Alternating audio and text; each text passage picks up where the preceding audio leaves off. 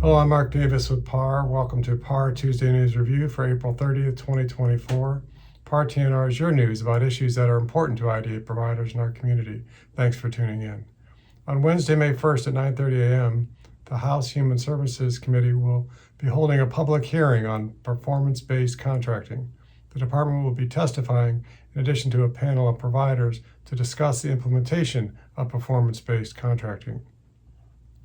CMS recently filed 3 final rules, ensuring access to Medicaid services, also known as the Access Rule, the Managed Care Access Finance and Quality Final Rule, known as the Managed Care Rule, and the minimum staffing standards for long-term care facilities and Medicaid institutional payment transparency reporting rule, known as the minimum staffing standards rule.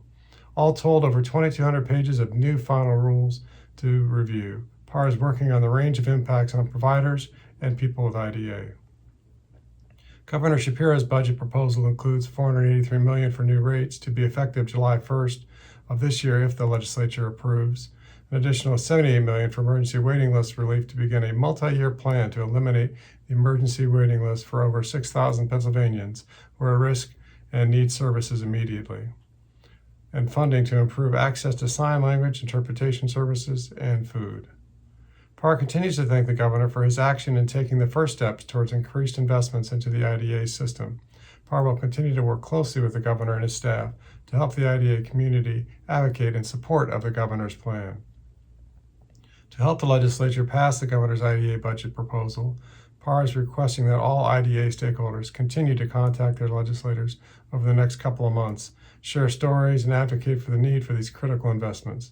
Please go to www.par.net/action-center to send a letter to your legislators. This fiscal year, ODP will issue one-time 6% supplemental payments totaling $109 million to support staffing, recruitment, and retention. Payments are anticipated to be made by ODP in May or June of 2024, and providers will be required to submit for the funding. The Sustainability Project continues to make progress on data analysis work, stakeholder communications, and quality. To join this work, please send an email to par@par.net. Thanks for watching PAR TNR. Stay safe, everyone, and we'll see you next week.